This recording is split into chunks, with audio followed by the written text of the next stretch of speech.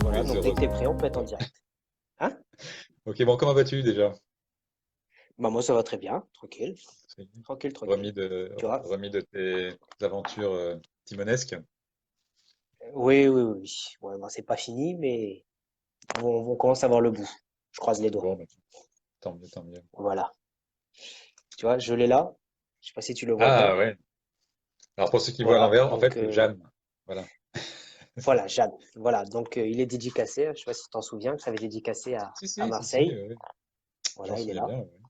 Donc à la fin du live, je fais un tirage au sort parmi les participants et puis je le renvoie. Bon, écoute, ce sera parfait. OK? Et ben voilà. Donc si j'ai ton accord, c'est bon. Bon, bah, de toute façon, le livre est le tien, hein. Donc, t'as pas à avoir mon accord. Voilà. Bah écoute, si tu es parfait et que c'est bon, bah, je peux dire à Nathalie de confirmer et on commence, quoi.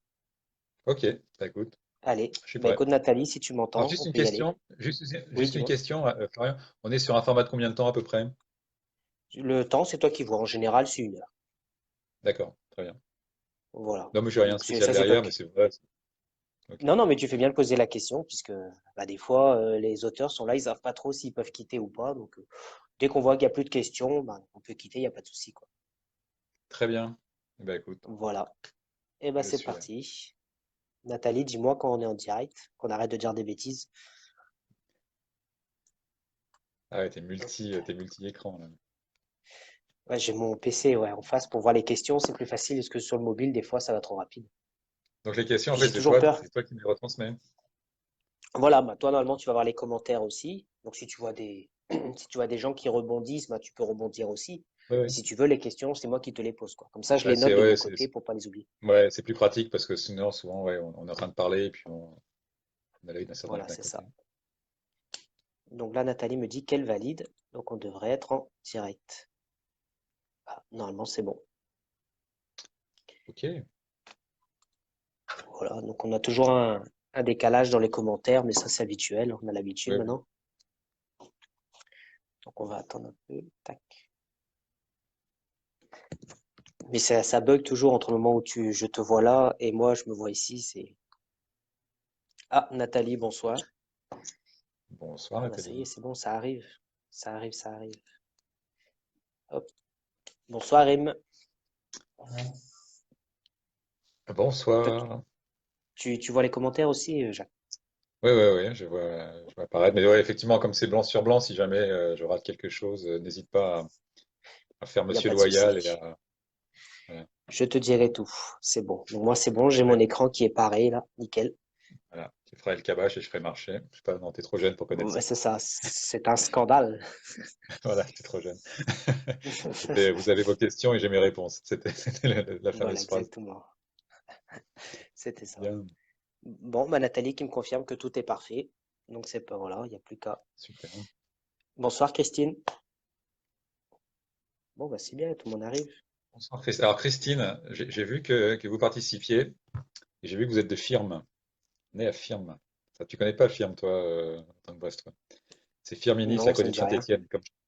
Comme je travaille dans un endroit qui s'appelle Roche-la-Molière, qui est à côté de Saint-Étienne, et bien je connais le lieu de naissance de. Voilà. D'accord. De Christine Faure. Voilà. Bonsoir, Christine. Bon, ben, Bah, ça fait écoute, plaisir de se revoir tous déconfinés là. Enfin, déconfinés, bah, ouais, ouais. Bon, après, c'est mieux quand on sera en vrai, mais c'est vrai que encore prudents. Ah, mais on c'est sait qu'on est clair. libre maintenant. Ouais. Psychologiquement, c'est mieux.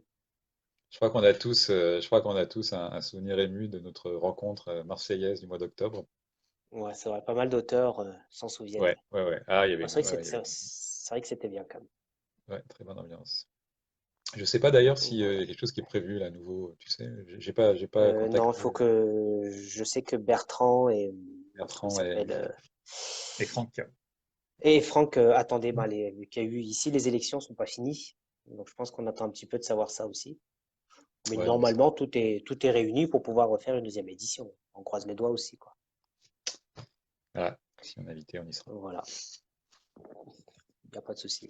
Tiens, Gabriel qui vient d'arriver avec Annie. Gabriel Desabert, Ah, Bretonne. Gabriel, la Bretagne, à laquelle Ça on fait du devait bien. aller cet été, mais du coup, je sais pas si on pourra y aller. Non, normalement, Bon. ils ont dit que c'était bon quand même. Qu'on pourrait, Ouais, en France, on peut voyager en tout cas. bah, écoute, on verra ça, hein. Voilà. Bah écoute, moi j'ai 11 personnes de connectées, donc si tu veux commencer, Très tu bien. as la Bah, écoute, parole. si t'as des questions. Bah, je Voilà. pense Et en plus, c'est voilà, Nathalie qui. Non, une Nathalie petite qui commence. présentation. Petite présentation. Allez, c'est Bah, parti. d'abord, je suis très heureux de vous retrouver, ou d'en retrouver certains, et puis d'en découvrir, d'en connaître d'autres. Enfin, connaître par la vidéo, mais c'est déjà une bonne chose. Blogueur du Sud, ben, je suis du Sud, hein, je suis du Sud de la Loire, puisque j'habite à Grenoble, donc voilà, on peut dire que je suis presque de la bande. Alors, je suis là en tant qu'auteur, même si, comme tout le monde, je suis lecteur aussi, et j'écris essentiellement des thrillers, plutôt des pavés. Bon, les thrillers sont souvent des livres assez denses. Et là, il se trouve que je viens d'en sortir un pendant le confinement, le 4 avril, qui s'appelle, alors c'est pas une pub, hein, c'est juste, qui s'appelle Le Ah non, Testament mais d'Alchimiste, où je reprends en fait une héroïne qui est là dans trois romans, qui s'appelle Nadia Barkin. Alors quand j'écris, en fait, alors j'essaie de faire différemment sur les derniers. Mais au départ, voilà, je partais avec juste une vague idée, et ensuite je me laissais guider, ce qui fait que ça me prenait un certain temps pour écrire, puis ça me prenait beaucoup de temps de relecture. Alors souvent, vous allez apercevoir que je dis nous. Alors c'est pas que je me prends pour Louis XIV, c'est que je travaille beaucoup avec mon épouse que certaines connaissent, qui s'appelle Jacqueline, et qui fait toute la partie édition, relecture, etc. Et sans laquelle bah, toute cette aventure, tous ces bouquins ne seraient jamais sortis. Donc en fait, c'est moi qui suis là, mais voilà, on travaille à deux sur cette aventure éditoriale, livresque. Voilà, donc j'écris pas mal de thrillers. Pourquoi des thrillers? Parce que j'aime en lire, je lis pas que ça, je lis un petit peu de tout, mais je trouve que c'est un truc qui est sympa à écrire quand j'étais plus jeune, parce que c'était il y a un certain temps. Je lisais beaucoup de Jules Verne, après ça a été les Bob Moran, tous ces trucs-là. Et à écrire, voilà, je trouve que c'est sympa quand il y a du rebondissement, des choses comme ça. Je suis admiratif devant les gens qui vont écrire des choses très profondes, très noires, parce que c'est vrai, c'est très beau, mais moi, quand j'écris, il y a toute une partie aussi détente. Je me raconte une histoire, et c'est pour ça que le thriller, en fait, c'est le plus facile à se raconter d'abord, et puis à raconter ensuite. Voilà. Sinon, j'habite, comme je disais, à Grenoble. Je suis pas né à Grenoble, alors je vais balancer un truc là. Il va peut-être y avoir des connexions en moins. Je suis né à Paris et j'ai il y a vécu, des ouais, Parisiens. Il y a des Parisiens. dire ça à Marseille là, et j'ai vécu 20 ans vers la gare de Lyon avant de partir faire mes études à Grenoble, là où j'ai connu ma femme qui est pas grenobloise d'ailleurs. Et puis depuis, voilà, je suis basé sur Grenoble, même si j'ai bougé un peu à gauche et à droite. Pour terminer la présentation, j'ai deux enfants qui maintenant sont grands. J'ai une fille de 27 ans qui est sur Lyon et un garçon de 25 ans qui est dans le sud, qui est à Toulouse. Voilà, Ville vous avez lumière. tout, vous avez tout, vous savez tout sur moi. Ville lumière que dit Nathalie. Alors je sais pas si elle est Ah bah Ville parisienne, Lumière, Nathalie, ouais, hein, non qui mais gère, alors, qui gère le groupe avec moi, tu vois.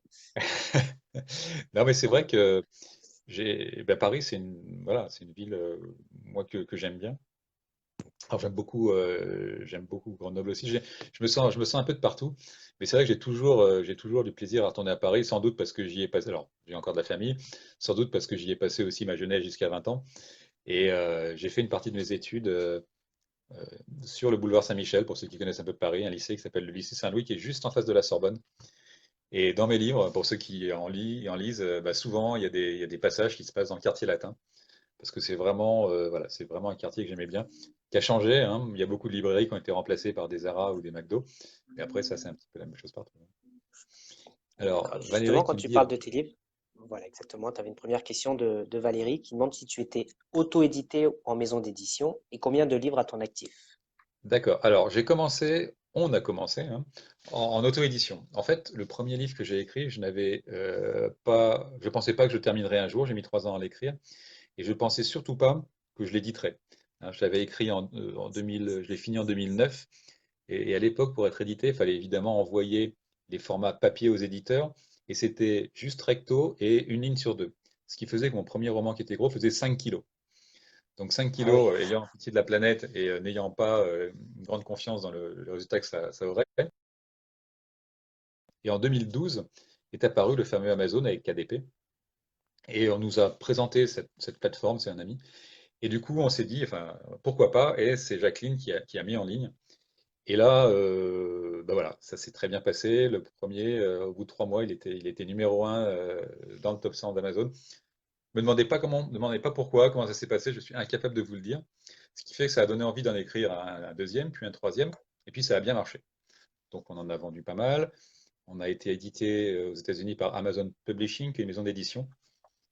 Et tout d'un coup, alors qu'on n'avait pas de contact avec les éditeurs, il y en a 3 ou 4 qui sont arrivés en même temps, et on a signé chez Robert Laffont. Donc on a signé 3 livres chez Robert Laffont, donc voilà, qui sont partis, qui sont passés en papier et tout ça. Et puis Robert Laffont, sur le dernier qui nous avait demandé, bah, celui qui vient de sortir, tout d'un coup a dit bah non, je ne vous le sors plus. Bon, après voilà, l'édition, c'est du business. Hein, on s'est dit ok, bon, ils veulent tenter autre chose. Et donc pour celui-là, on est reparti en auto-édition. Et finalement, quelque part, bah, ça nous a servi puisqu'on est sorti en plein pendant le confinement, c'était pas prévu, hein, on avait prévu de le sortir à cette date-là. Et quand on a toujours été beaucoup plus je dirais des vendeurs de numérique que de papier, voilà, c'est bien tombé. Alors pour moi, un livre en numérique ou un livre en papier, c'est le même livre, c'est la même mission. Oui. Effectivement, parfois on préfère lire en papier, parfois on préfère lire sur une tablette. Ça dépend des gens, ça dépend même des livres. Mais voilà, donc le nouveau qu'on a sorti, on s'est remis en auto-édition. Donc voilà, c'était quelque chose qu'on connaissait bien. L'auto-édition, c'est beaucoup de travail. Il y a quelques auteurs, hein, j'ai vu passer les noms là. C'est beaucoup de travail. Souvent les gens se disent bon, l'auto-édition, les gens qui publient là-dedans, ils s'amusent, c'est des charlots. Euh, bah, ceux qui écrivent savent que non, et les lecteurs, bah, je leur dis non. Si on prend par exemple un livre comme celui qu'on vient de sortir, entre excusez-moi, entre l'écriture et toutes les relectures, c'est entre 1000 et 1300 heures de travail.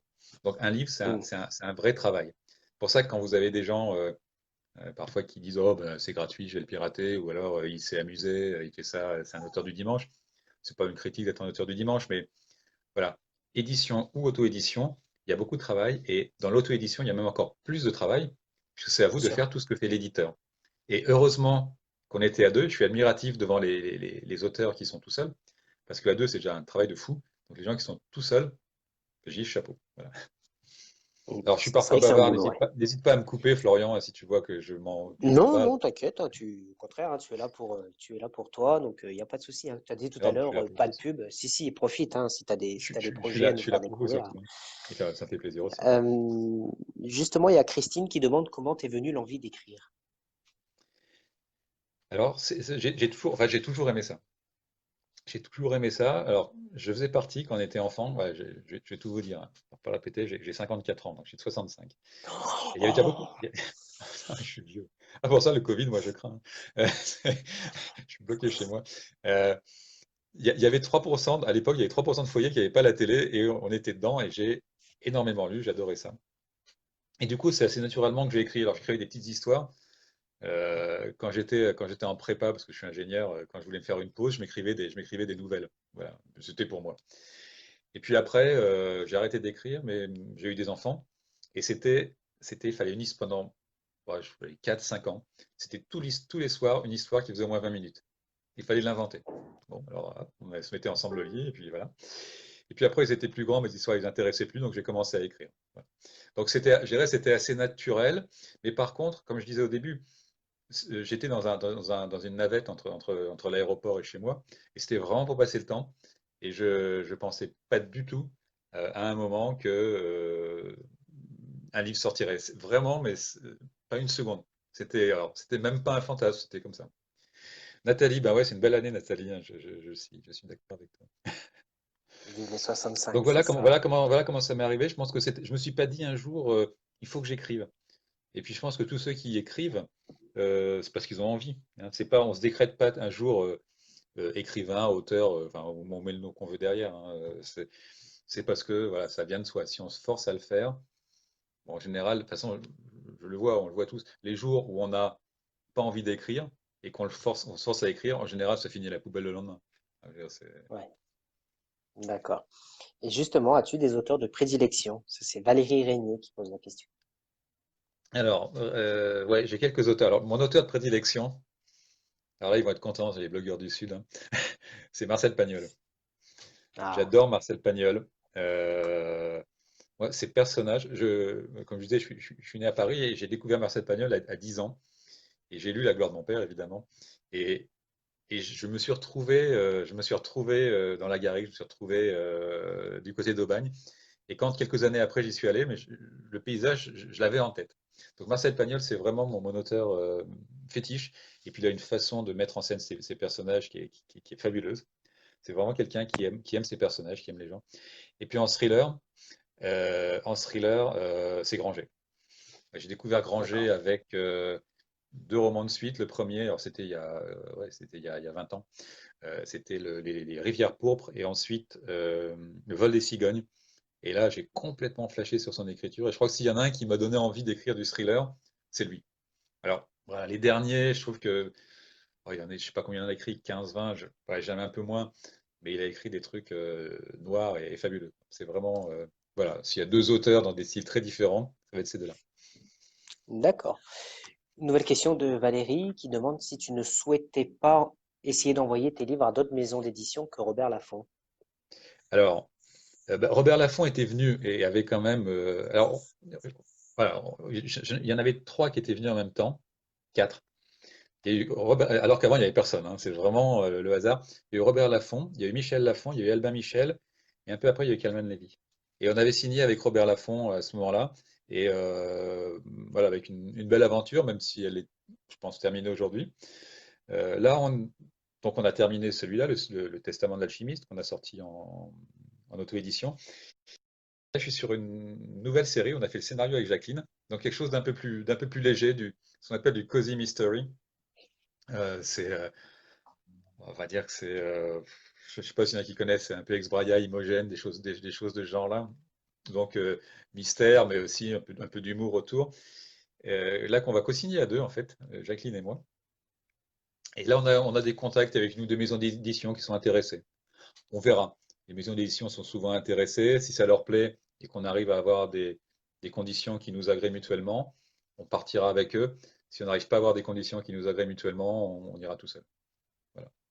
D'accord, Mais on n'a ok. pas, voilà, on n'a pas, si on a une bonne maison d'édition et un bon éditeur, ça peut être génial, mais on n'a pas envie d'être édité pour éditer parce que je dirais qu'on maîtrise aujourd'hui quand même l'auto-édition. Tiens, salut Vandal. On maîtrise quand même l'auto-édition et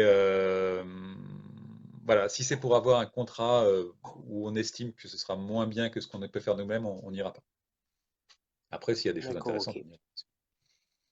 Alors, je sais On pas est si tu pénible, vois, hein, mais il y ouais, a quelques... on est très pénible pour les éditeurs. Quand on a signé le contrat avec Robert Laffont, on a failli rendre la juriste folle. Parce qu'en fait, tous les deux, par notre métier, on a l'habitude de signer des contrats. Et puis on avait barré plein de trucs, mis du rouge. Et finalement, ils ont accepté.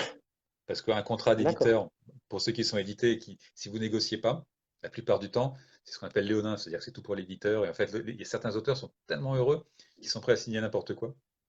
Donc voilà, si certains d'entre vous dans le groupe veulent se faire éditer ou ont eu de l'expérience, un contrat, ça se négocie. Et en général, quand on négocie, on arrive à avoir des trucs. Bon, pas tout, hein, mais bah, justement, voilà. c'est marrant que tu dis ça, parce qu'il y a quelques petites remarques, je sais pas si tu vois, qui dit qu'effectivement, dans l'auto-édition, c'est beaucoup de travail qui est malheureusement pas beaucoup reconnu. Ouais, alors c'est vrai que alors, le problème de l'auto-édition, enfin, cette fois c'est un problème, c'est il y a des trucs très bons et des trucs très pourris. C'est-à-dire que vous avez parfois des trucs soit directement traduits et parfois quand des gens veulent se lancer en auto-édition, ils me disent mais qu'est-ce que tu me conseilles?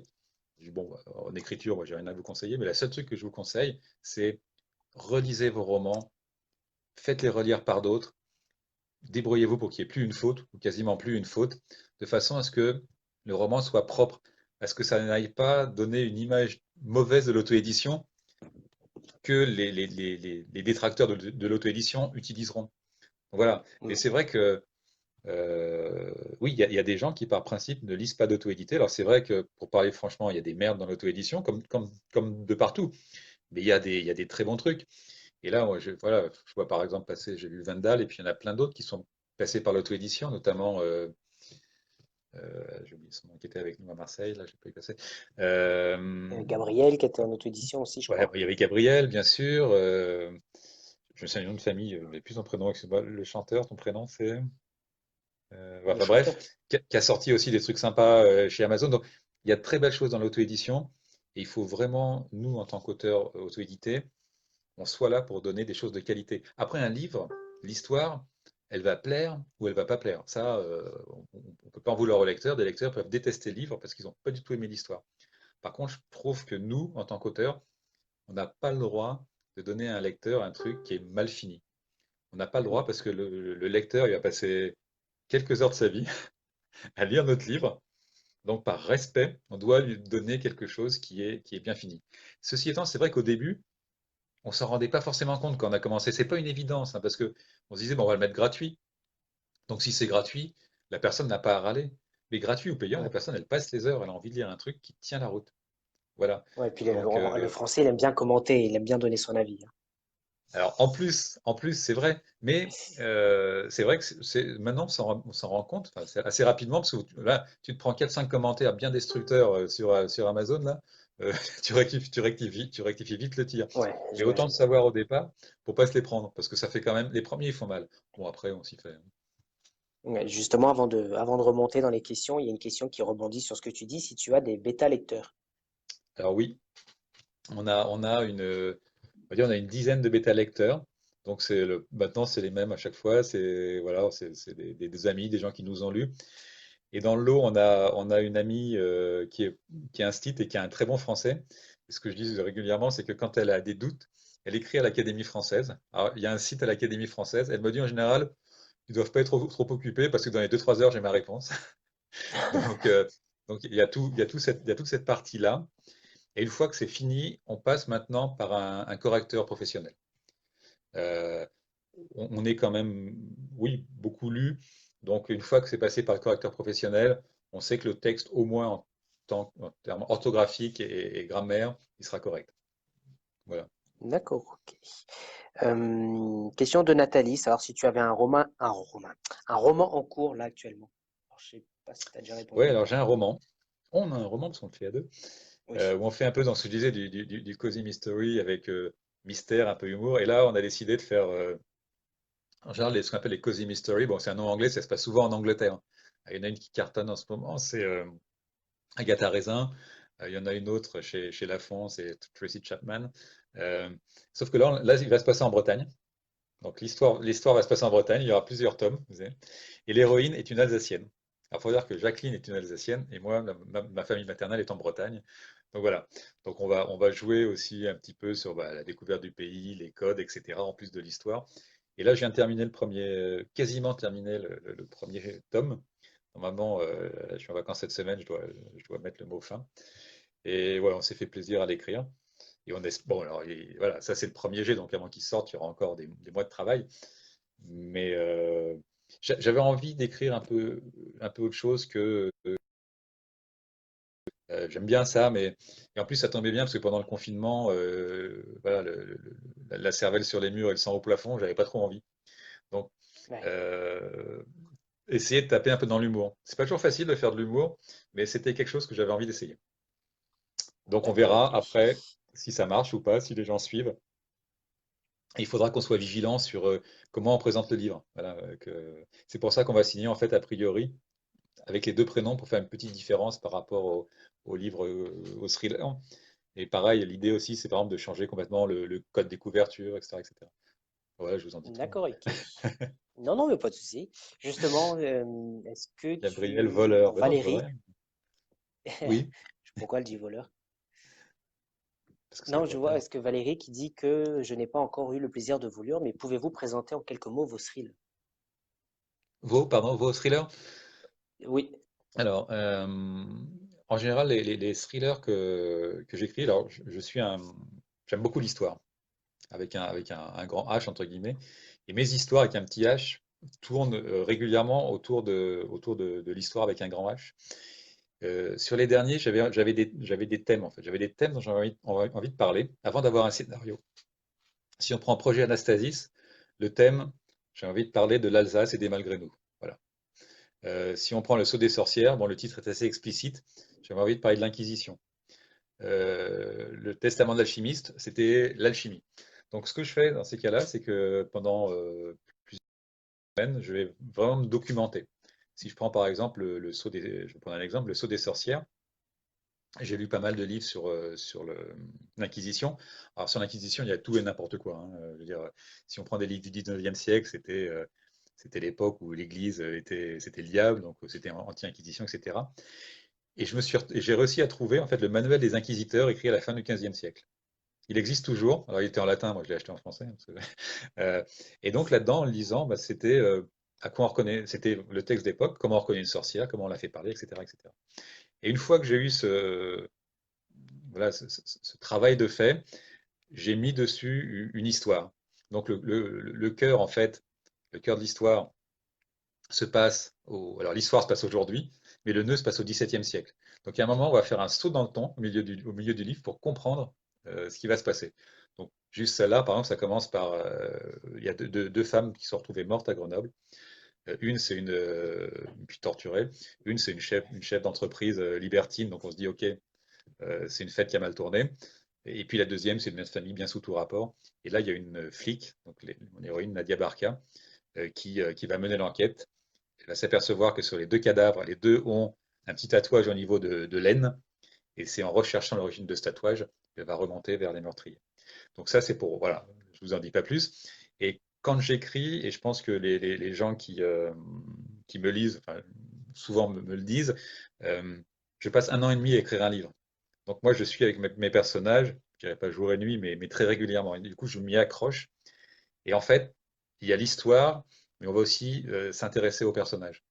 Euh, L'envie, moi, je suis heureux quand à la fin d'un livre, les gens me disent, les lecteurs me disent, c'est devenu presque des amis. Voilà. Et c'est pour ça que D'accord.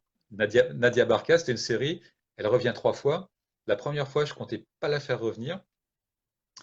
Et puis, j'ai écrit un autre livre, et puis j'ai voulu faire l'exercice de reprendre le même personnage.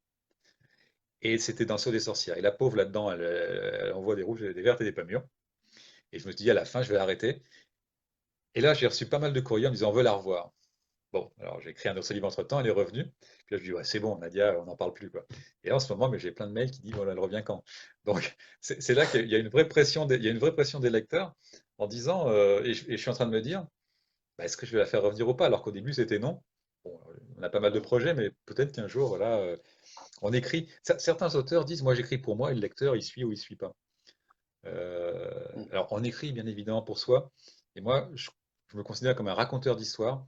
Et une histoire n'a de sens que si elle est lue ou écoutée. Et apprécié. Donc, forcément, le lecteur, Ouais. il a un rôle fondamental quand j'écris. Et je ne cherche pas à le D'accord, flatter. ok. Je ne cherche pas à flatter le lecteur, mais j'ai envie de lui faire plaisir, c'est clair. Et justement, tes thrillers, en général, c'est plutôt des one-shots ou c'est des tomes? Alors, alors, à part les trois de Nadia où on a le même personnage, sinon c'est des one-shots. Mais par contre, quand j'ai écrit ceux avec Nadia, qui est flic là, je fais bien attention à ce que la personne qui lise le troisième n'ait pas besoin des deux précédents.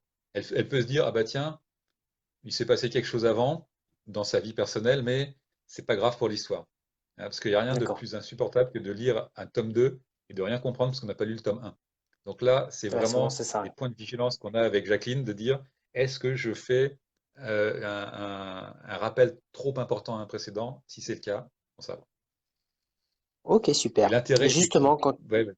Oui, non, non, vas-y, Je vas-y. t'écoute, je t'écoute, vas-y, vas-y, vas-y, vas-y. Justement, quand tu écris, est-ce que tu fais des recherches? Alors oui, J'imagine que oui. recherche historique, les lieux. En général, les lieux, je les connais tous. Alors jusque-là, je prenais des lieux que je connaissais déjà. Et maintenant, il nous arrive pendant nos vacances d'aller sur certains lieux parce que justement, je me dis, bah, tiens, on se dit, tiens, ce serait bien que l'histoire se passe là. L'an dernier, par exemple, on est allé en Toscane Et parce que justement pour le testament de l'alchimiste, et je cherchais une vieille église dans laquelle je pourrais planquer une crypte invisible, etc. On est allé à Lucca, qui est une ville pas loin de Pise, et on a fait, alors on n'a pas fait toutes les églises, mais enfin là-bas ça s'appelle la ville aux 100 églises, donc bon, il y avait beaucoup d'églises. Et tout d'un coup j'en ai trouvé une, je me suis dit c'est là que ça se passera. Donc voilà. Et en tant qu'auteur, quand on connaît le lieu, c'est beaucoup plus facile de rendre l'ambiance. Voilà, Bien moi je sûr. suis beaucoup plus à l'aise à décrire quelque chose que je connais. Alors, il y a par contre, je dois avouer, parfois les lieux que je connais pas. Sur la messe des morts qui se passe en Bretagne, il y a quelques rappels, notamment pendant la guerre civile au Mozambique. Je suis jamais allé au Mozambique. Mais comme je pense qu'aucun acteur n'y est allé, personne ne se rendra compte de la supercherie. Alors, je sais pas si tu vois quelques commentaires. Non, je vois pas très bien là. Je vois beaucoup de gens qui font coucou. Je les salue. Salut Alors, Lati, salut William. il y a Puis Sébastien après, Julien qui vient de se connecter, Letty Aniel, bonsoir à tous les deux. Il y a Valérie qui dit que très intéressant le thème de l'Inquisition. ah ben c'est un thème. Voilà, c'est des thèmes en fait qui m'intéressent parce que si ça m'intéressait pas, vous vous doutez bien que j'en parlerai pas. Et c'est vrai qu'il y a des thèmes comme ça je dirais pas qu'ils sont universels, mais l'Inquisition en plus, elle a duré quand même, pour vous faire un cours, mais du XIIIe siècle jusqu'au XVIIIe. D'ailleurs, l'Inquisition existe encore officiellement, même si à la curie romaine, ils n'ont plus du tout le même rôle. Euh, et même moi, j'ai beaucoup appris, parce qu'en fait, l'Inquisition, quand elle a commencé, c'était une justice pour éviter que les gens, en gros, hein, se massacrent entre eux dans les villages. Et puis après, c'est parti en live par moment. Mais, euh, donc, j'essaie de trouver des thèmes porteurs pour des romans. L'alchimie. L'alchimie, tout le monde a entendu parler de l'alchimie. Et j'ai réussi à trouver le livre d'un alchimiste, un livre qui est sorti il y a 3 ans. Et c'est un gars, c'est un ingénieur. En plus, c'est amusant. À la base, c'est un ingénieur en métallurgie et qui explique qu'il a fait de D'accord. l'or et qui a fait 30 ans Ah, d'alchimie et qui explique son parcours. Et c'est passionnant parce que le type, il n'est pas fou. Alors après, quand il explique qu'il a fait de l'or, bon, on se demande s'il n'est pas un peu mytho, mais tout a une bonne démarche et on comprend la démarche de l'alchimie pour laquelle faire de l'or, en fait, c'est qu'une étape et c'est pas important. Et c'est vrai que et j'ai utilisé toutes ces lectures pour mettre. Alors, j'ai pas fait un cours sur la chimie, ce serait pénible. Mais voilà, c'est des petites touches. Et quand on est lecteur, on sent la petite touche. Je dis, ah bah tiens, ouais, ça j'ai vu, mais je me suis jamais rendu du compte que, etc., etc. Donc c'est pour aider à porter le lecteur. Et puis bien sûr, il y a de la vérité, puis il y a tout ce qu'on invente. Et le grand jeu, c'est de dire, mais punaise, là-dedans, qu'est-ce qui est vrai et qu'est-ce qui est pas vrai, quoi.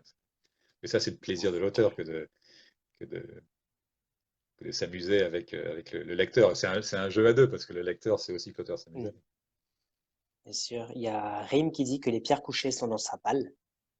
Ah, ouais, ça va être une lourde palle parce que c'est un gros roman. C'est mon premier Et roman. En Gab- fait, c'est celui-là que j'ai mis 3 ans à écrire. Et là, par contre, c'était mes lieux de vacances. Donc là, vous savez partout, vous savez où je suis allé en vacances, hein. Martinique, la Bretagne. ah, c'est pas pareil. C'est Et très différent. il y a plusieurs romans qui passent à Brest, Florian, hein. Ah, bah, de toute façon, il faut que Eh je ouais, te dise, hein, pas de souci, hein. Brest a apparu au moins dans 3 romans, hein.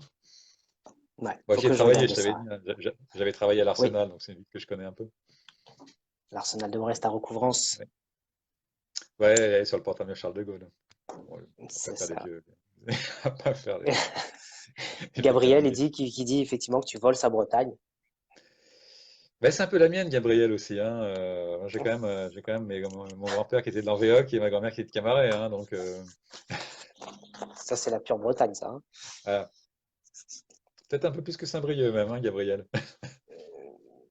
Faut que je fasse gaffe parce que là, faut que je fasse Pas gaffe de parce que là, guerre, pas de guerre. là, je vais avoir des problèmes. Stop, stop. Ouais. Une nouvelle question qui demande, est-ce que tu travailles en dehors de l'écriture? Oui, ouais, ouais. En fait, je suis, alors, je suis ingénieur dans le domaine aéronautique, voilà, qui depuis 2, 3 mois, il est quand même assez sinistré là, mais donc, donc j'ai un travail qui me prend beaucoup. Donc en général, j'ai pas le temps d'écrire le soir, parce que les journées elles sont intéressantes, mais sont assez longues. Donc j'écris essentiellement le week-end et pendant les vacances. Donc alors j'ai moins de temps que quelqu'un qui écrirait en permanence, ça c'est une évidence. En même temps, j'ai pas la pression de l'écriture. C'est-à-dire que si pendant 15 jours je n'écris pas, bah, c'est pas grave. Voilà. Si le roman ne marche pas autant qu'on voudrait, je dirais, ne rapporte pas autant qu'on voudrait, parce que quand on ne vit que de ça, bah, il faut en vivre, donc faut quand même gagner de l'argent. Bah, c'est pas grave. Donc ça, c'est vrai que ça retire une certaine pression. Et en même temps, je me dis que si jamais j'avais des problèmes professionnels, voilà, eh ben, il y aurait cette affaire-là qui permettrait peut-être de faire le lien. Donc, quelque part, c'est rassurant d'écrire. Enfin, c'est pas pour ça que je le fais, évidemment, hein, mais voilà. Donc, c'est pour ça que je sors aussi en moyenne un livre tous les ans et demi, 2 ans. Je vois là, il y en a qui sortent 4 livres par an. Non, alors ça, j'en serais, même sans travailler, j'en serais incapable. C'est du boulot, ouais, c'est vrai, hein. Ah, c'est une vraie organisation, hein. C'est une organisation professionnelle, 8 heures par jour. Et justement, quand tu écris, c'est plutôt au calme, plutôt en musique. Alors, j'adore écrire dans les bars et dans le train. Un breton, à Chartres. Non, mais ouais, à Grenoble, j'ai un bar et puis où je vais souvent, et un autre c'est deux jeunes qui ont ouvert ça. C'est un bar, le genre de bar où on va travailler. Donc oui, j'aime bien ça bouge autour. Je me mets dans ma bulle, donc ma propre bulle, mais en même temps il y a de la vie. Je préfère ça à être tout seul dans ma chambre. Voilà. Alors faut pas non plus qu'il y ait une colonie de vacances en train de hurler à 2 mètres de moi, mais Ouais, voilà, j'aime bien écrire dans le monde entre guillemets. Le train, voilà. j'adore le Être dans TGV. ta bulle, mais avoir du bruit autour, Ouais. quoi.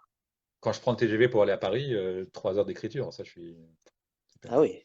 Ah, pourtant, c'est dur de se connecter de se concentrer dans le TGV, parce qu'il y a toujours du bruit, Et ça ben, bouge. en général, je mets de la musique, je prends il y a une bouteille d'eau, ouais, et puis, je sais pas quoi, et c'est parti. D'accord, ok. Et quel style de musique? Euh, Ce que j'ai tiens, le dernier que j'ai écouté, c'était Simple Minds. Donc, c'est vrai, c'est pas D'accord. forcément de la musique douce. C'est, voilà. La musique je suis pas inspiré par la musique, c'est-à-dire que je vais pas mettre, quand je vais écrire une scène triste, je vais pas mettre un adagio pour mandoline, là, mais non, la musique, c'est une façon de se mettre dans sa bulle. D'accord. Et justement, tes sources d'inspiration, de quoi elles peuvent venir? Alors, je sais plus, un jour, je crois que c'était Lemaître, un grand Pierre Lemaître, qui disait nous, les auteurs, on est des voleurs. Et il y a un peu de ça, parce qu'en fait, je pense que des idées génialissimes de romans, il y en a 3 par siècle. Et en fait, quand on écrit un thriller, on écrit tous la même chose. C'est-à-dire que si on prend Le Petit Chaperon Rouge et les contes de Perrault ou ceux de Grimm, il y a tout dedans. Alors, en fait, on le met juste dans l'autre sens si on prend les. Voilà. Donc, moi, quand j'étais enfant, j'adorais tout ce qui était contes et légendes. Il en est forcément resté quelque chose. Après, ça va être un film. Alors, quand j'écris un thriller, j'essaie d'éviter, excusez-moi, de lire des choses qui ressemblent pour pas justement indirectement pomper. Euh, pour un personnage, il y a des personnages, c'est des gens que je connais. Voilà. Alors, quand c'est des gens que je connais, je mets des personnages sympathiques en général, sinon je leur dis pas. Mais ou alors on va s'inspirer voilà, d'un trait de caractère de quelqu'un, d'un lieu qu'on a vu, d'une scène dans un film. Et tout ça mis bout à bout, voilà, ça va faire un roman. Par contre, un jour, on m'avait posé la question, est-ce que tu te mets dedans? Non, moi, je suis pas un personnage dans ce que j'écris. Il y a forcément de moi, comme n'importe quel auteur. Je veux dire, quand on raconte une histoire, les personnages ont un caractère, donc vraiment, on a un petit peu de nous, sans doute, qui déteint. Mais je me sens pas, c'est pas moi qui suis tel personnage d'un roman. Et si c'était moi quelque D'accord, part, je me ok. mettrais dans le rôle d'un salopard pas d'un gentil. Excusez-moi. Et justement, est-ce que tu as des sujets rédhibitoires sur lesquels tu n'écriras jamais? Alors, je ne tuerai jamais un enfant dans un livre. Bon, ou alors disons qu'il y a un accident, mais je veux dire ça c'est autre chose. Mais j'irai pas écrire des bouquins par exemple où des enfants se font torturer, violer, tout comme ça. Non.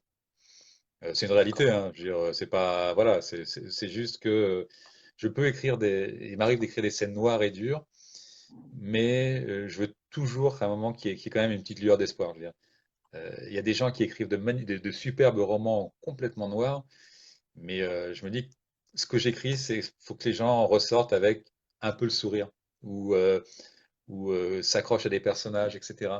Les romans où on s'accroche à quelqu'un et ils meurent tous à la fin, oui, oui, il y en a il y a des gens qui aiment ça, mais moi, je ne pourrais pas écrire. Et voilà.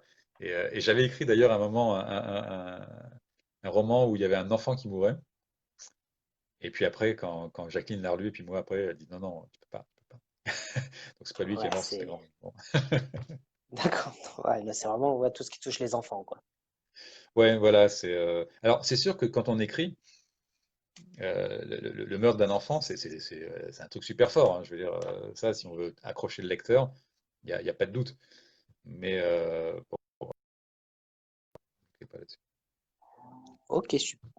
Est-ce que quand tu écris, tu prends des notes? Enfin, du moins, est-ce que en général, tu prends des notes, que ce soit pour tes recherches, est-ce que quand tu écris? Alors, moi, avant, non. Maintenant, ce que j'essaie de me structurer maintenant. Alors, déjà, j'ai un tableau, j'ai acheté des post-it. Donc ça nous aide, ça nous aide pour le scénario, quoi, le dernier qu'on a écrit avec Jacqueline.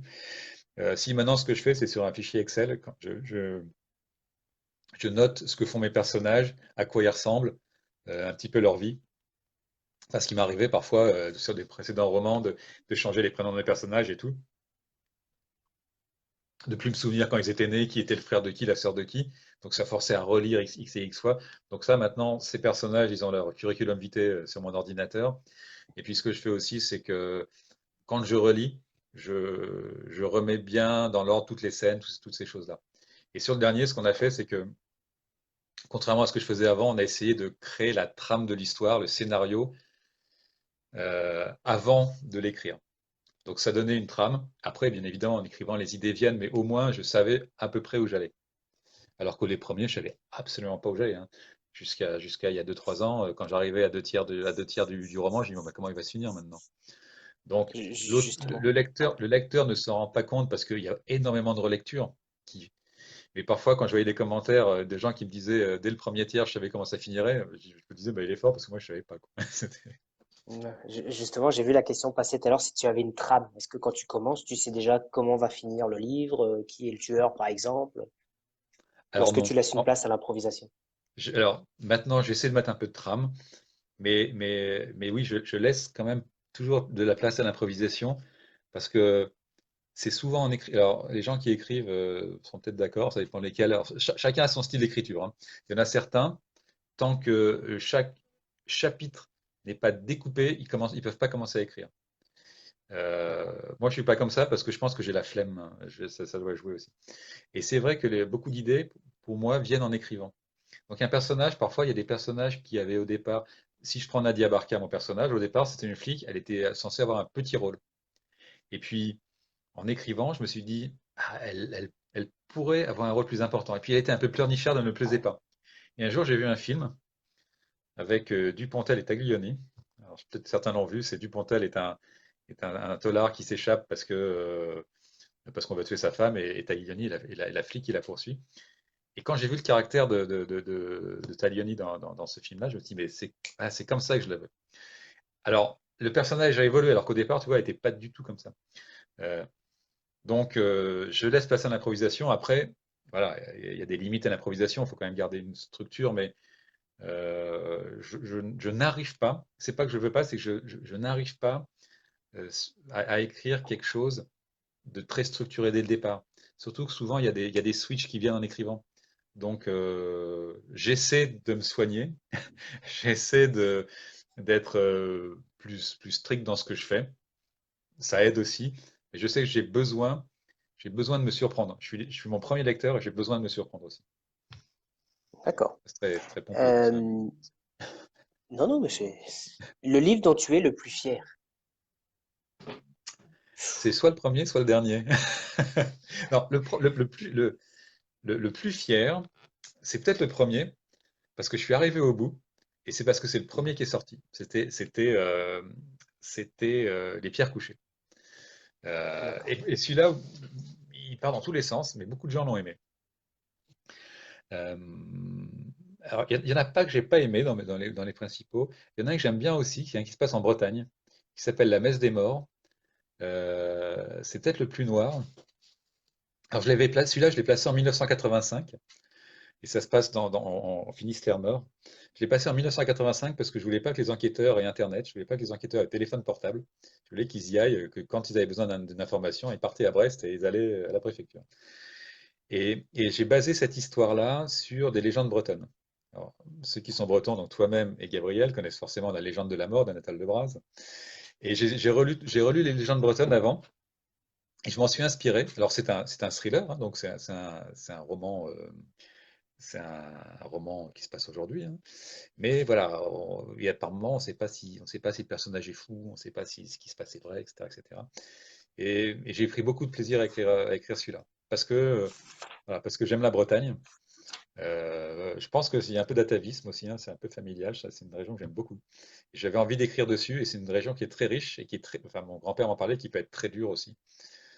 Donc voilà. Donc c'est peut-être celui-là en fait qui est où il y a le plus de moi dans le livre.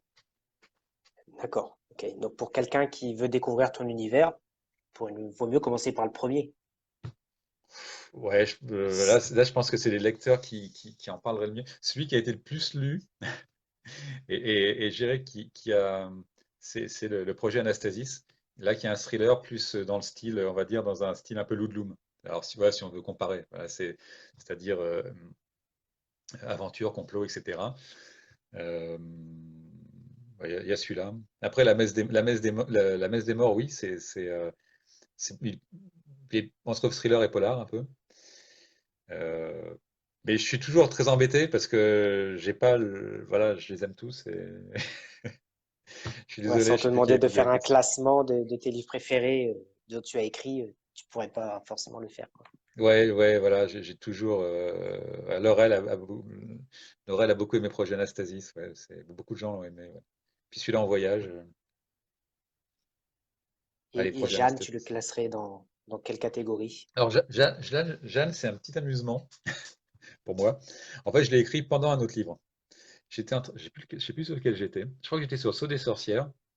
Puis à un moment, j'avais envie de faire un peu autre chose. Tu vois, quand je te dis que. Et là, j'ai commencé Jeanne et je l'ai terminé 3 ans après. Donc, il a été fait en 2 fois. Jeanne, en fait, c'est un court roman, ou une très grosse nouvelle, ou un court roman. Bon, il est là. Voilà, il est là pour ceux Voilà. qui.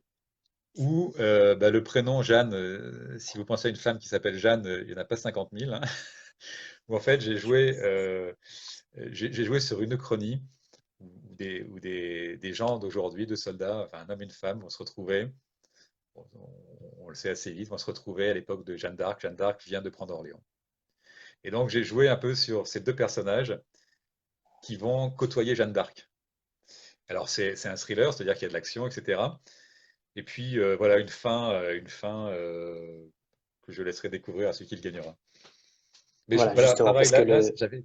Jeanne d'Arc, je trouve, moi, elle me désole, Jeanne d'Arc, parce que c'est un personnage que j'adore, mais on en fait quelqu'un quand on regarde Jeanne d'Arc, c'était une personne qui était quand même assez riche, mais elle est très stéréotypée, Jeanne d'Arc. Et voilà, j'avais envie que mes personnages la rencontrent. Donc on va rencontrer Jeanne d'Arc, on va parler avec Jeanne d'Arc, etc., etc. Alors j'ai D'accord, bah hésité ça, avant de je. le faire. Alors je l'ai fait relire quand même par un. Parce que Jeanne d'Arc, c'est quand même une icône en France. Je me dis, voilà, est-ce que par moment, je vais pas avoir des problèmes? Alors je l'ai fait relire par un de mes bêta-lecteurs, qui est un militaire, qui était qui un jour m'a commenté un livre et puis a accepté de devenir bêta-lecteur, qui était le chef de corps du 27e bataillon de chasseurs alpins, qui est maintenant mon relecteur spécialiste en affaires militaires. Et alors, je lui ai fait lire D'accord. celui-là, il m'a dit c'est bon, tu peux y aller. D'où la Un breton couverture. d'ailleurs, un breton. Alors la couverture, ouais, c'est Ah, Biasotto qui l'a fait. Il a fait pas mal, d'accord, Mathieu parce que. Biasotto qui fait pas mal de couvertures chez les Indés. D'accord, bah, elle est bien jolie. Donc, hein, Ouais. pour rappel, c'est ce livre-là qui sera gagné. Donc, je ferai un tirage au sort parmi les participants et je lui enverrai. Voilà, donc merci Jacques. Et pour rappel, il est dédicacé Il faut tous les lire, pour dit ceux qui le voient. Valérie. Bah, ouais, ouais, Carrément. tous. Bon, tous, je sais pas, ça vous plaît. Ah, Virginie, bonjour. Bonjour Virginie. Virginie, Et fidèle à tous voilà. les lives, mais tu vas tous me connaître, Virginie. Oui, bah, adorable comme tout. Hop, alors, il y avait une question que j'ai pas notée, mais qui doit pas être loin. Oui, vous nous avez dit écrire avec votre épouse. Pouvez-vous nous dire quel est le rôle de chacun? Question de Valérie. Ouais, bien sûr. Alors, en général, l'histoire, à la base, c'est, alors, à part le dernier où on écrit l'histoire ensemble, l'histoire, c'est moi. Et alors, la façon dont on travaille, imaginons qu'un livre, allez, il va faire 100 chapitres. Tous les 2, 3 chapitres, je lui donne ce que j'ai écrit. Donc, en fait, elle a un double rôle. La première, ça va être le rôle de correctrice, assez classique. Et la deuxième, c'est qu'elle me donne son avis. Et alors, voilà, on est le combien? On est le 15. Dans Oui. 4 ans, en fait. Dans 4 ans, on fait nos 30 ans de mariage. Yes. Donc, on se dit les choses. Et- Et quand elle me dit qu'elle n'a pas aimé, alors au début, elle me le disait, même après, ça me faisait mal parfois. Alors voilà. Donc, elle me fait ses commentaires, donc sans concession. Donc, quand elle dit j'ai aimé, je sais que c'est bon. Et quand elle dit j'ai pas aimé, je sais qu'en général, j'essaie de négocier parce que quand même, je ne vais pas lâcher comme ça. Mais 9 fois sur 10, c'est elle qui a raison. Donc, en fait, elle a ce premier œil de lecteur qui va faire que je vais, dès le départ, je vais changer le texte, ou elle va le changer directement quand elle estime que c'est pas bon. Donc elle intervient dans le texte. Elle intervient dans le texte. Et quand parfois je coince un peu sur certains sujets, elle me dit, bah tiens, tu pourrais essayer ça, ou tu pourrais essayer ça, ou tiens, tel personnage, je le verrais bien faire ça. Donc c'est pas juste un correcteur orthographique. On échange sur le livre. Et puis voilà, elle est là pour m'encourager aussi. Elle me dit, hey, ou alors le jour où je fais autre chose, elle me dit, hey, ça avance pas ton livre, vas-y, vas-y. Donc voilà, c'est un vrai truc sympa. Du coup, on fait les salons ensemble. Enfin, tous les gens, on les connaît à deux. Et on est pas mal connus à deux d'ailleurs, hein. Et voilà, si elle n'était pas là, les livres seraient jamais sortis. Et en plus de ça, elle fait tout le rôle, alors que pour lequel qui est gigantesque. C'est tout le rôle administratif, financier, mise en ligne, édition, etc. C'est hallucinant le nombre d'heures qu'il faut prendre. Pour et- ceux qui sont auto-édités, on a été parmi les premiers. Alors, un jour, vous savez, quand vous gagnez 1 euro en France, vous payez des impôts, hein, c'est le principe. On s'est dit, on va aller voir l'URSSAF. Ouais. Alors, on va voir l'URSSAF. Il dit, bonjour madame, ah, vous êtes auteur, c'est bien, voilà. Je suis auto-édité, c'est quoi ça? Alors, on lui explique, comment je dois payer l'URSSAF? J'en ai aucune idée. Bon, alors, bon, on va voir les impôts. On est allé les voir 2 fois. Et alors là, on a vu les chefs et tout. Les gens n'avaient aucune idée parce que c'était tout nouveau. Donc voilà, on a dû faire des lettres de récrit, etc., etc. Donc il y avait tous ces trucs-là à mettre en place qui étaient nouveaux. Et ça avait demandé un travail de fou. Et c'est elle qui s'occupait de ça. Et du coup, elle en a fait un livre pour aider ceux qui commencent. Voilà, donc on travaille ensemble ouais, de façon très très proche. Et c'est vraiment une aventure à deux, quoi. C'est pas la femme de l'auteur, c'est la moitié de l'auteur, entre guillemets. D'accord. Donc, comme dit Valérie, la femme est la moitié, donc bien l'avenir de l'homme. Ah bah oui, ah bah ça on le sait, hein. On le sait. Non, non, mais c'est vrai, hein, c'est la moitié ouais, dans tous les sens. Dans tous les sens. D'accord. Et justement, Non, tes couvertures. Oui, vas-y, je alors t'en prie, continue.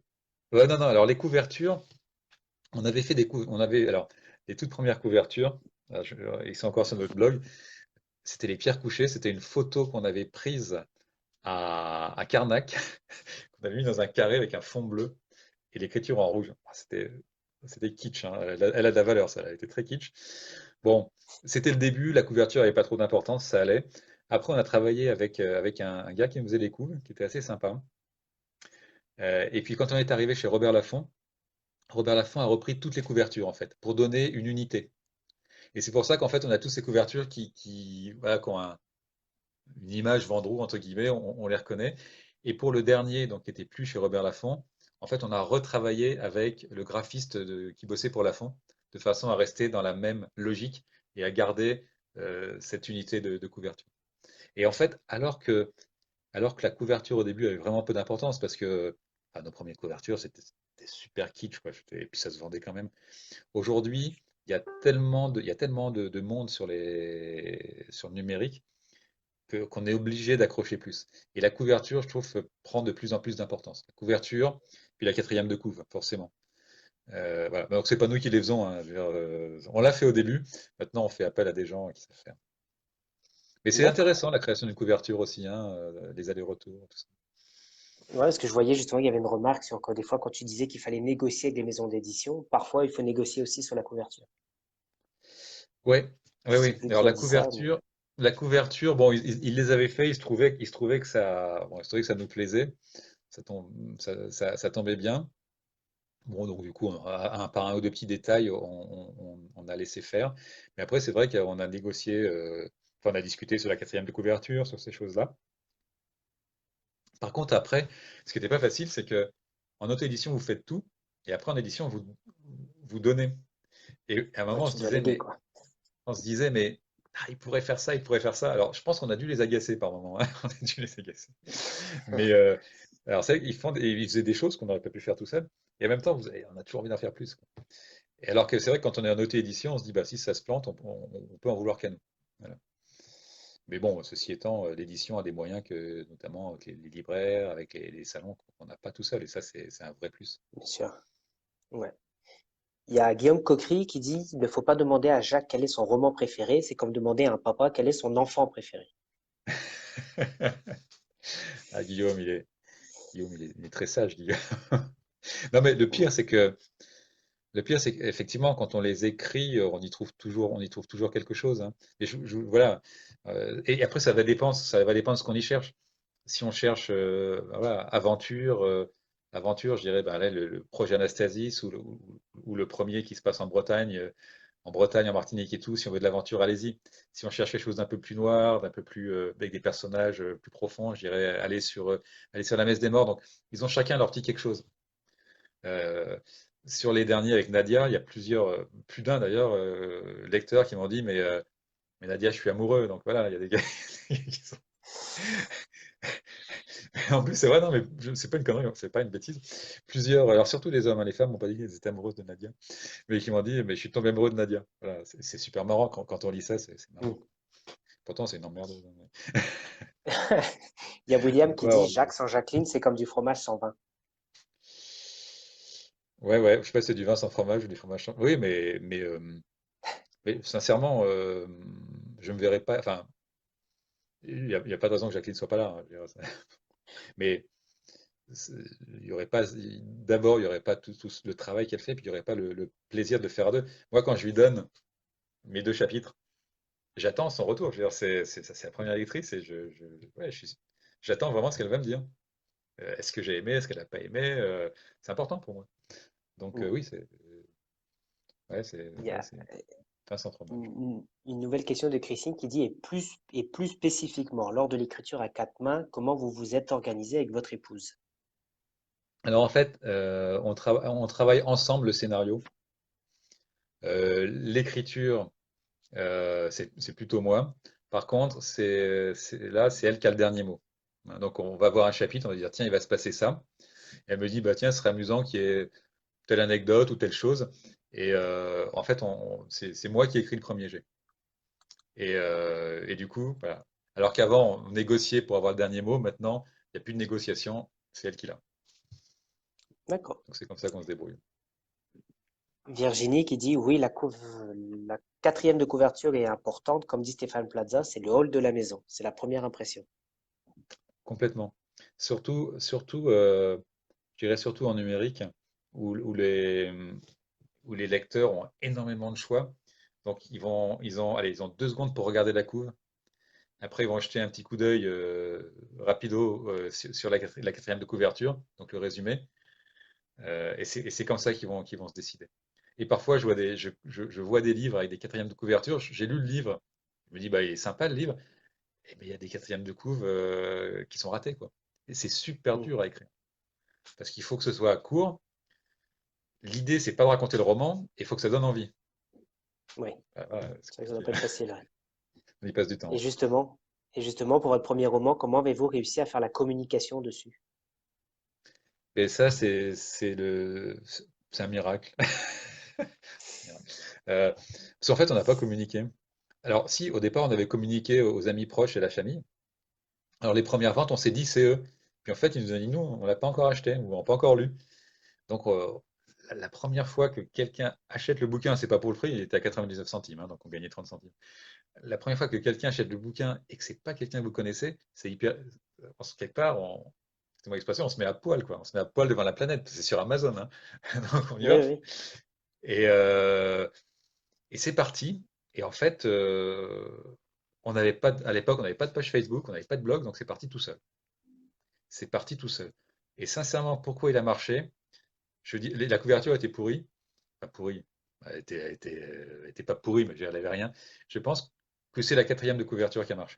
Je pense que c'est ça. Mm. Ça parlait de sorcellerie, de Martinique, voilà, d'enquête, flics, etc. Et je pense que c'est un cocktail qui a plu et qui a donné envie de lire, surtout que le bouquin était, voilà, était vraiment pas cher au début. Donc, je pense que c'est ça qui a marché. Mais Justement, aujourd'hui, il y a vraiment, dans les mêmes conditions, à mon avis, ça marcherait plus. Il y a beaucoup trop de monde. justement, il y a Valérie qui dit les quatrièmes de couverture sont très importantes. Ne vous pose-t-elle pas trop de problèmes? En dire suffisamment, mais pas trop pour ne pas spoiler. Oui, non, c'est une vraie question, hein. En fait, la quatrième de couverture, on raconte pas l'histoire. Enfin, nous, c'est comme ça qu'on le prend, hein. La façon dont on le fait, c'est qu'on prend deux, trois éléments importants de l'histoire, deux, trois traits qui peuvent plaire. Je sais pas, si le bouquin, l'alchimie, a parlé un peu, j'avais commencé, je sais pas, et si on pouvait faire de l'or, enfin des choses comme ça, on va poser des questions, on va pas raconter l'histoire, on va donner envie au lecteur de découvrir l'univers plutôt. Enfin, c'est comme ça que nous c'est comme ça que nous on le ressent et on le présente. Si on commence à raconter l'histoire, ça devient très compliqué et ça risque de devenir très long. Mm. Mais c'est un exercice difficile et l'exercice encore plus difficile, et je pense que là, dans les auteurs, il y en a pas mal qui seront d'accord, c'est le titre.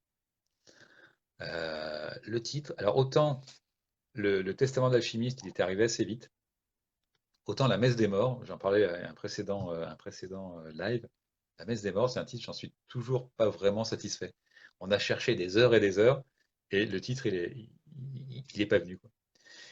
Et le titre est important. Le sceau des sorcières, ça intrigue, hein, les sorcières. Et d'ailleurs, le sceau des sorcières, dans les salons, je dois me battre pour ne pas le vendre.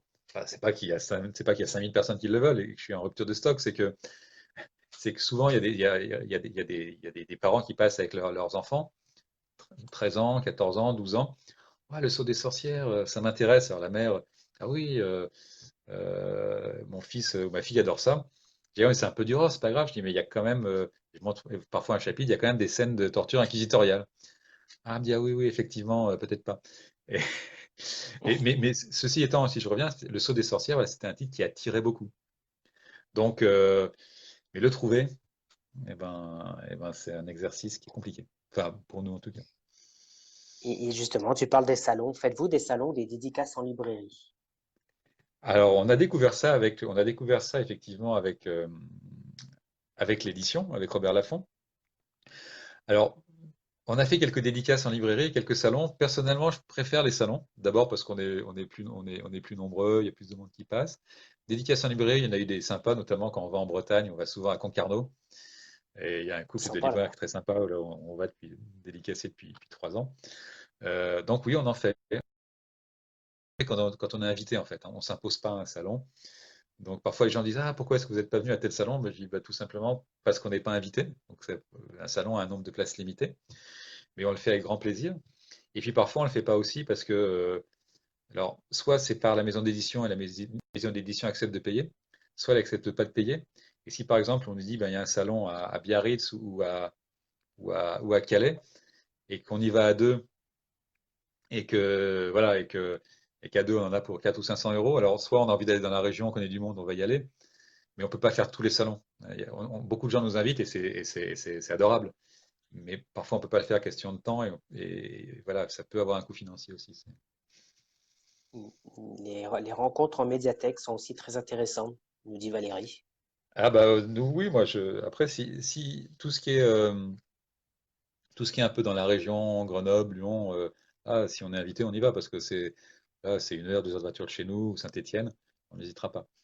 Après voilà, quand c'est plus Et est-ce que loin, oui, est-ce que vous vas-y. vous inscrivez aussi automatiquement au salon, au festival, tout ça? Parce que parfois, Alors, souvent des remarques qui sont remontées en disant que souvent des auteurs attendaient les invitations, alors que c'est à eux de s'inscrire. Est-ce que ça t'est déjà arrivé? bah, ça dépend des salons, hein, je veux dire, si on prend enfin, je veux dire, alors après, je veux dire, si on prend, je sais pas, alors je vais pas parler je vais pas parler du plus grand salon de polar qui est celui de Lyon, parce que là, c'est vraiment sur invitation. Mais la plupart, quand même, dans les salons, des salons, ce sont quand même les organisateurs qui choisissent leurs auteurs, hein. D'accord. C'est très rare les salons où on peut s'inscrire. Alors après, il y a peut-être quelques salons d'auto-édition qui existent, hein, où là, on peut se proposer. Euh, Ensuite, le salon, on va y passer une journée ou deux. Donc on n'y va pas, on n'y va pas pour gagner de l'argent. Les auteurs, certains auteurs le savent, peut-être que d'autres ne le savent pas dans ceux qui sont là.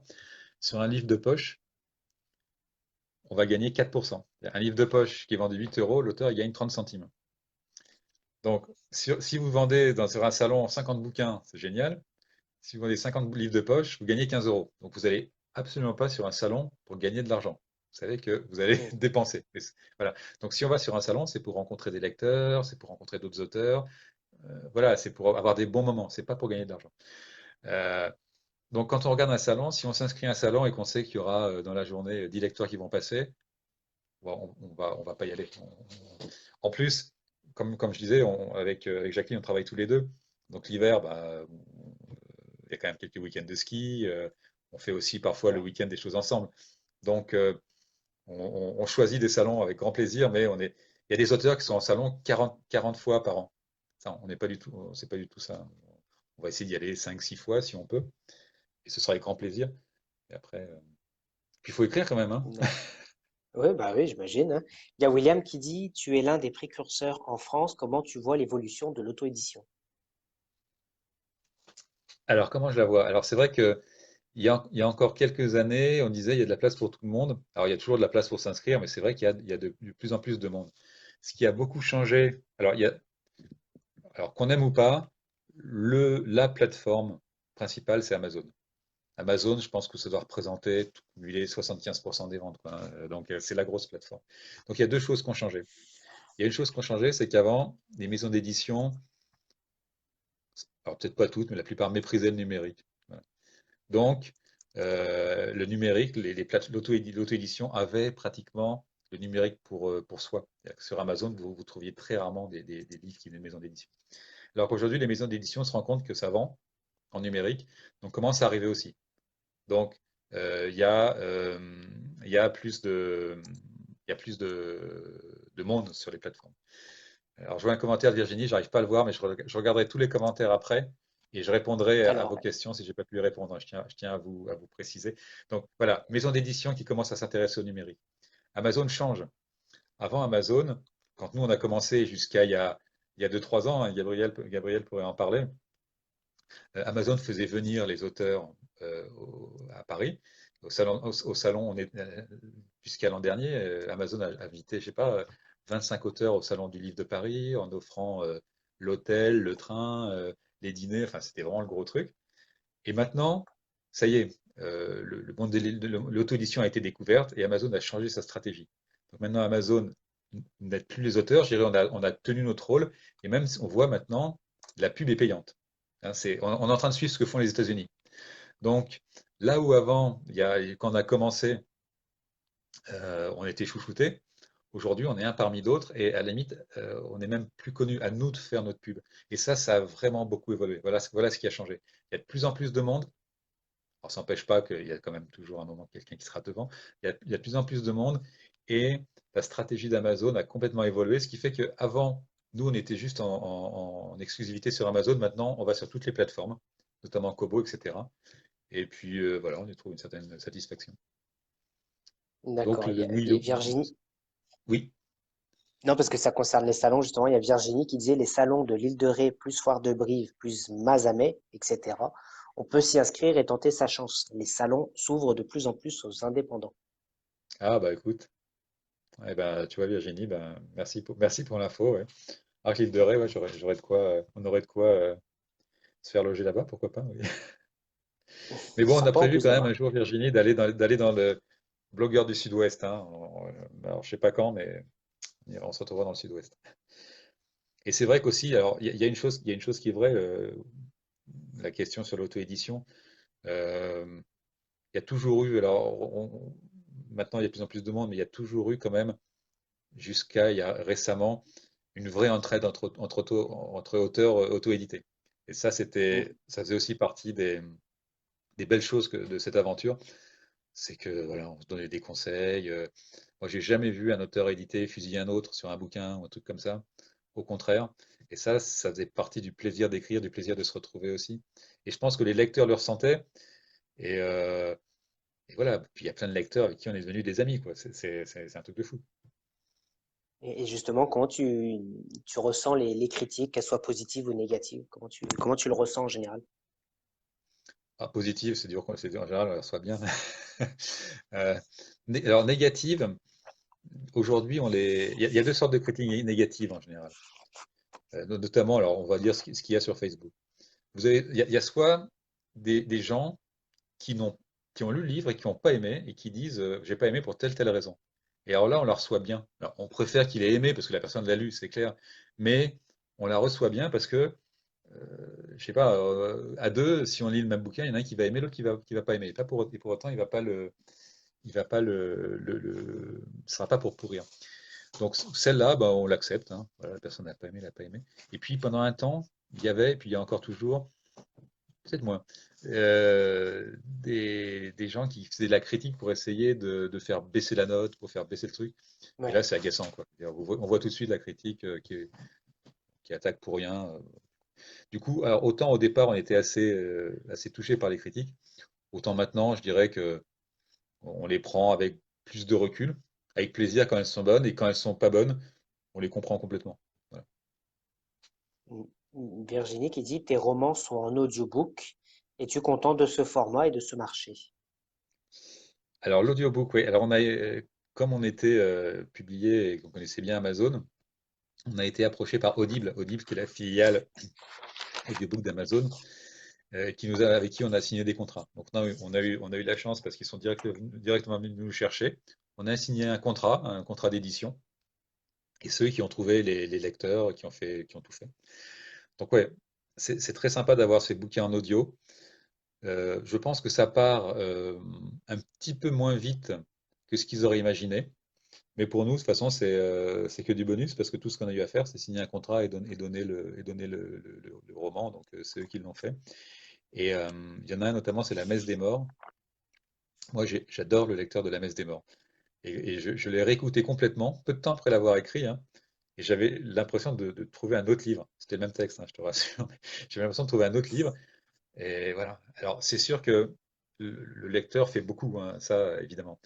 Mais je pense que c'est un format qui démarre doucement, mais qui part. Voilà.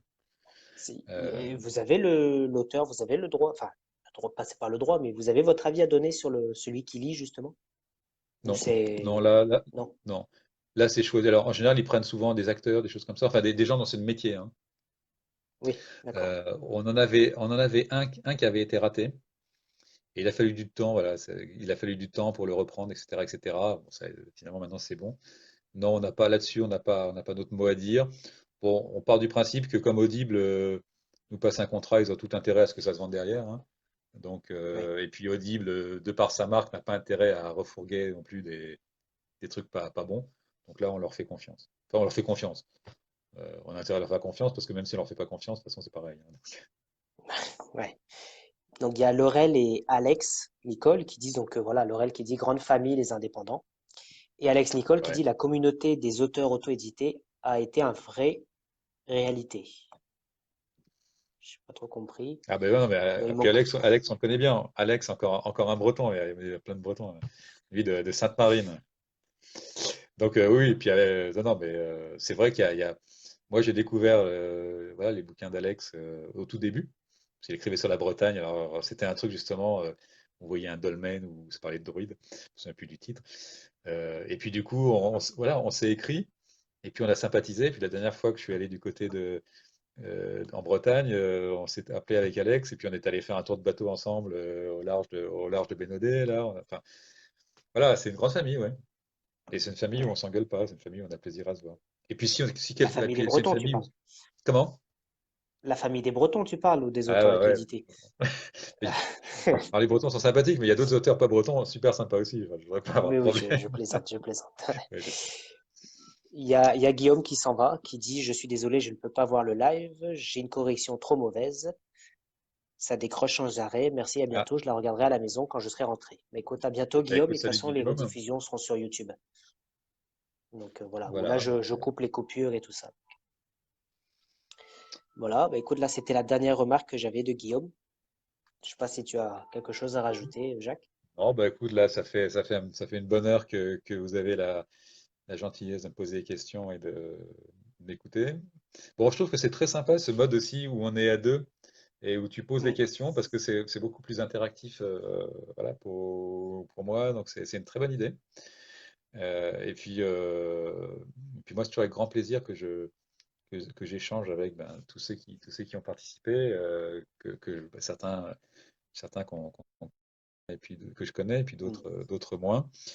J'espère qu'on aura à l'occasion tous de se revoir un jour, de se revoir ou de se voir un jour ou l'autre en vrai, là, parce que bon, je ne sais pas où on va, mais il faut bien aller quelque part quand même. Ouais, ouais, Et il puis n'y a pas de voilà. souci. Et puis de montrer que, alors voilà, la famille des auteurs indés, c'est une grande famille, mais les lecteurs, ils sont évidemment les bienvenus et ils font vraiment partie de cette famille parce que, comme je disais, un auteur qui n'a pas de lecteur, il sert à rien, quoi. Mm. En tout cas, c'est avec Voilà. plaisir. Et que dès que je passe sur Brest, je t'appelle, je te fais signe. Si tu viens dans le sud, tu me fais signe, il n'y a Bah pas de oui, bien souci. sûr, oui, oui. Et Avec c'est grand valable pour plaisir. tous les auteurs, bien évidemment. Voilà. Donc, je sais pas si tu vois les commentaires. Laurel qui dit que Mais c'est je vais, toujours un je vais, plaisir de t'écouter. bah ouais, mais c'est toujours un plaisir aussi d'être avec vous. Mais quand je dis ça, voilà, Voilà. si c'était pas un plaisir, de toute façon, je refuserais poliment, mais voilà, les invitations, parce que Bah faut pas le écoute, en tout faire. cas, je te remercie d'être venu. C'était un plaisir. Merci à vous, et puis Donc voilà, donc à bientôt, j'espère. à bientôt. Et puis je fais le tirage au sort là dans la soirée et je te D'accord, tiens ouais, informé du gagnant. Voilà. avec plaisir. Bah, merci à Allez, tous, merci à toi salut Jacques, à c'était un tous, à plaisir. bientôt. Et puis bah, à Au bientôt revoir. à tous. Ciao ciao.